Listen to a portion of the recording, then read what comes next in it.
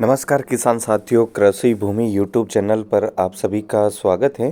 किसान साथियों, आज बात करते हैं मार्च के महीने में कौन सी सब्जी लगाएं जिससे आपको काफ़ी फ़ायदा मिल सके और अच्छा लाभ आप प्राप्त कर सकते हैं। मार्च के महीने में अगर आप कुछ चुनिंदा सब्जी लगाते हैं तो आपको काफ़ी बेनिफिट देखने को मिलेगा।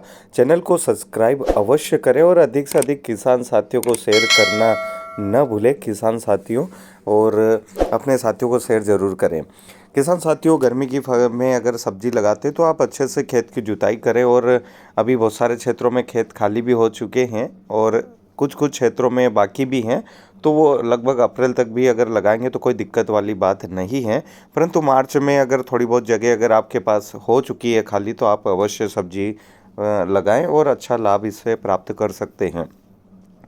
सबसे पहले अपने खेत को अच्छे से गोबर की खाद या फिर जो भी आप रासायनिक खाद डीएपी या एनपीके देना चाहें तो वो दे सकते हैं, और अच्छे से ही जुताई करके आप बेड वेड निकाल कर उसमें मल्चिंग बिछाकर आप खेती करेंगे तो आपको पानी भी आपको कम देना पड़ेगा। उसके साथ में खरपतवार की समस्या से आपको मुक्ति मिल जाएगी। और अगर आप के पास ज़्यादा पानी है तो आप क्यारी भी लगा सकते हैं, जो फसल के अनुसार आप निर्धारित कर सकते हैं। किसान साथियों, तो शुरू करते हैं किसान साथियों। गर्मी के मौसम में अभी मार्च में सबसे पहले सब्जी धनिया आप लगाएंगे तो आपको काफ़ी फ़ायदा मिलेगा, क्योंकि धनिया की फसल अप्रैल मई के महीने अगर आप शुरुआत करते हैं तो लगभग 50 से 60 100 रुपये किलो तक इसकी रेट देखने को मिलते हैं पर केजी के अनुसार। धनिया की फसल अगर आप मार्च महीने में लगाते हैं तो काफ़ी फ़ायदा आपको मिलेगा। इसको ज़्यादा भी पिलाने की आवश्यकता नहीं होती, नहीं तो ज़्यादा पिलाने पर ये पिलासपन भी इसमें देखने को मिलता है। और हल्के फुल्के आप इंसेक्टिसाइड स्प्रे करेंगे तो भी आपकी फसल काफ़ी अच्छी ग्रो के साथ में देखने को मिलेगी और अच्छा उत्पादन आप प्राप्त कर सकते हैं। तो बाज़ार में आपके वहाँ जो वैरायटी उपलब्ध हैं आप उसी वैरायटी को अच्छे से लगाएं और आप खेती करें। उसके बाद अगली फसल की बात करें तो मूंग की फसल आप अवश्य लगाएं। मूंग की फसल भी आपको मालामाल कर सकती है, क्योंकि मूंग की दाल का रेट अगर आप अभी भी देखें तो 100-150 के आसपास चल रहा है, तो आपको इसकी डिमांड काफ़ी देखने को मिलेगी। उसके साथ में कम समय में और अच्छा उत्पादन मूंग का आप प्राप्त कर सकते हैं और अधिक मुनाफा आप कमा सकते हैं। अगर मूंग की खेती अगर आप मार्च में करते हैं तो आपको काफ़ी लाभ प्राप्त हो सकता है।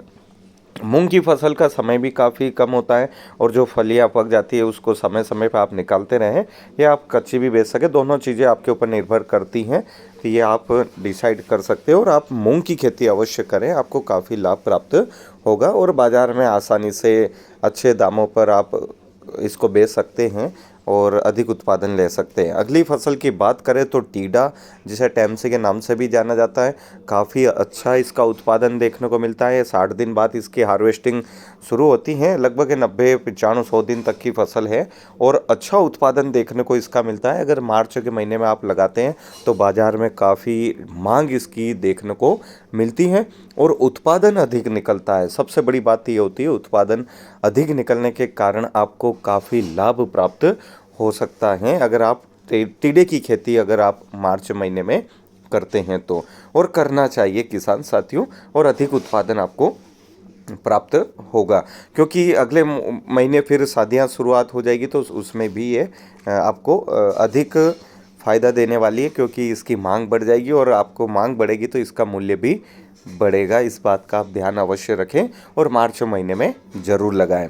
अगली फसल की बात करें तो आप लगा सकते हैं उसमें भिंडी।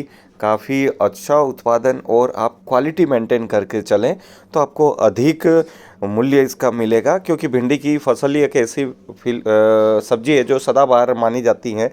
बहुत सारे क्षेत्रों में इसकी मांग बनी रहती है और अभी भी मांग इसकी बनी हुई है और काफ़ी अधिक उत्पादन देखने को मिलता है। इसमें आप बीजों का चयन अच्छा करें, इस बात का ध्यान अवश्य रखें। जैसे राधिका है या और भी बहुत सारी हैं कंपनियां, पर राधिका काफ़ी अच्छा उत्पादन और क्वालिटी अच्छी उसकी बनी रहती हैं। मैं किसी कंपनी का प्रचार नहीं कर रहा हूं, पर बीज अच्छा है, आप ऐसा बीज लगाएं। उसके साथ में समय समय पर आप इंसेक्टिसाइड स्प्रे अवश्य करें, क्योंकि इसमें इल्लियों का प्रकोप देखने को मिलता है। उसके साथ में लाल मकड़ी का प्रकोप और रस चूसक कीटों का प्रभाव बहुत देखने को मिलता है। तो आप स्प्रे करते रहें तो आपको भिंडी की फसल आपको मालामाल कर देगी, अगर आप समय समय पर इसमें फर्टिलाइज़र और ऊपर से आप इंसेक्टिसाइड जो ज़रूरत होती है उसके अनुसार आप स्प्रे करते रहें। तो भिंडी की खेती आप मार्च महीने अवश्य करें और ये लंबे समय तक है, जुलाई तक आपको ये उत्पादन देगी। अगर आप अच्छे से इसको मेंटेन करके चलेंगे तो भिंडी की खेती आप मार्च के महीने में अवश्य करें। उसके बाद इसमें कुछ जड़ प्रॉब्लम भी आती है, तो आप उसमें थायोफिनाइल मेथाइल 70% WP का भी आप जड़ में ड्रिंचिंग कर सकते हैं या क्यारी से चला सकते हैं या ड्रिप में इरिगेशन में भी आप दे सकते हैं। अगली फसल की बात करें तो करेले की फसल, जो कि अगर आप करेले की फसल लगाते हैं तो काफ़ी लाभ आपको प्राप्त होगा। गर्मी के मौसम में सब्जियों की बहुत मांग हो जाती हैं, तो उस समय आप करेले की फसल लगाते हैं तो करेला भी आपको 60-70 रुपये किलो के भाव के रेट आपको मिलेंगे। और उत्पादन की बात करें तो आप उत्पादन काफ़ी प्राप्त कर सकते हैं। एक तो ये बिना मचान के भी होता है और एक मचान के अनुसार भी होता है। अगर आपके वहाँ लू पहले चलती हैं तो आप मचान लेट लगाएं, और लू बाद में चलती है तो आप मचान लेट लगा सकते हो। लू पहले चलेगी तो मचान लेट लगाएं, और लू पहले चलती है तो मचान आप बाद में आराम से लगाएं, और काफ़ी उत्पादन इसका देखने को मिलता है। बेल जितनी आगे चलेगी उतना उत्पादन आपको देखने को मिलेगा, और अभी भी इसकी मांग बढ़ी हुई है बाज़ार में, आप इसकी खेती कर सकते हैं। अगली फसल की बात करें तो तुरई भी मार्च महीने में अगर आप लगाते हैं तो अभी भी रेट देख लेते हैं, 70-80 रुपये तक इसके रेट देखने को मिल रहे हैं। कई कई क्षेत्रों में 100 तक इसके रेट देखने को मिल रहे हैं। तो आप मार्च महीने में तुरई की खेती भी कर सकते हैं और अधिक मुनाफा आप प्राप्त कर सकते हैं, वो भी कम समय में। तो इस बात का आप ध्यान अवश्य रखें किसान साथियों, तुरई की खेती भी कर सकते हैं।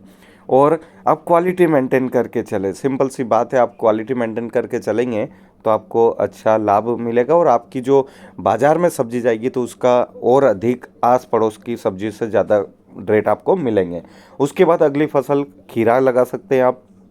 खीरे का भी एक बहुत सरल सिंपल सा लॉजिक है, आप बेड पर लगाएं, मल्चिंग वाले बेड पर, जिसके कारण आपको खरपतवार की समस्या नहीं देखने को मिलेगी।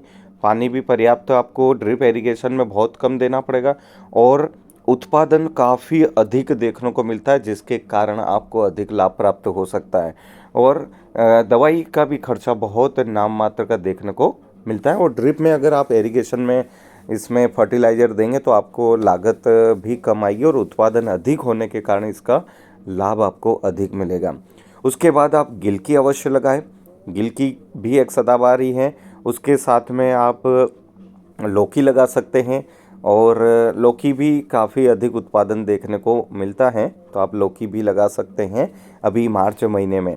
अगर आप लगाते हैं तो आपके लंबी समय तक ये फसल चलने वाली होती हैं।